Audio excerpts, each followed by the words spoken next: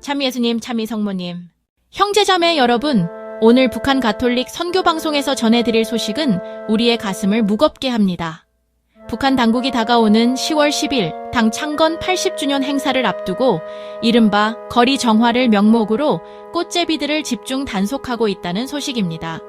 데일리 NK 보도에 따르면 북한 당국은 지난 15일 전국 안전부에 지시를 내려 10월 3일까지 기차역, 장마당, 상점 등에서 떠도는 꽃제비들을 모두 붙잡아 박멸하라고 명령했습니다.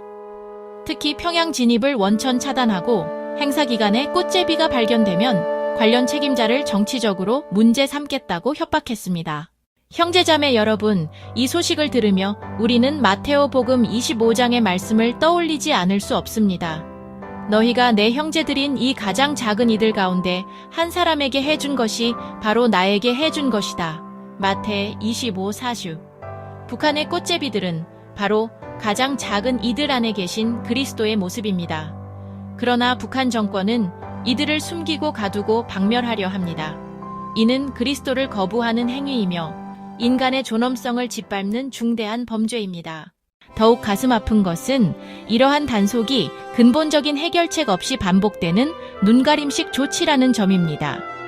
북한 안전원들조차 먹을 게 없어서 굶다가 길거리로 나온 애들을 붙잡아서 어디에 두라는 것이냐며 토로하고 있습니다.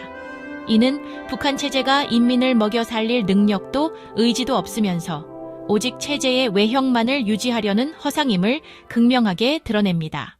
성모님께서 지극히 사랑하시는 아들 사제들에게 메시지를 통해 이미 경고하셨습니다. 548번 메시지에서 성모님은 태양을 입은 여인과 검은 짐승, 곧 프리메이슨의 원조를 받는 붉은 용 사이에 벌어지고 있는 대전투를 언급하셨습니다. 북한 공산 정권은 바로 이 붉은 용의 현대적 표현입니다. 형제자매 여러분, 우리는 여기서 중국 공산당과 글로벌리스트들의 역할을 직시해야 합니다. 북한 정권이 80년간 지속될 수 있었던 것은 중국 공산당의 끊임없는 지원 때문입니다. 중국은 북한을 완충지대로 활용하며 북한 인민의 고통에는 눈을 감아왔습니다. 또한 세계의 글로벌리스트 엘리트들은 북한 인권 문제에 대해 선택적 침묵으로 일관해왔습니다.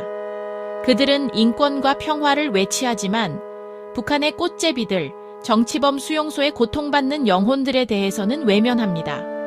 이는 그들의 진정한 목적이 인류의 복지가 아니라 성모님께서 경고하신 거짓 그리스도와 거짓 교회를 세우는 것임을 보여줍니다. 456번 메시지에서 성모님은 약속하셨습니다. 마르크스적 공산주의도 마리아의 이름으로 이 동구권 나라들에서 격퇴되었다고 말입니다. 1989년 동유럽의 공산주의가 무너진 것처럼 북한의 공산 정권도 반드시 무너질 것입니다. 이것이 우리의 희망이며 성모님의 약속입니다. 형제자매 여러분, 지금 이 순간에도 북한의 꽃제비들은 추위와 굶주림 속에서 떠돌고 있습니다.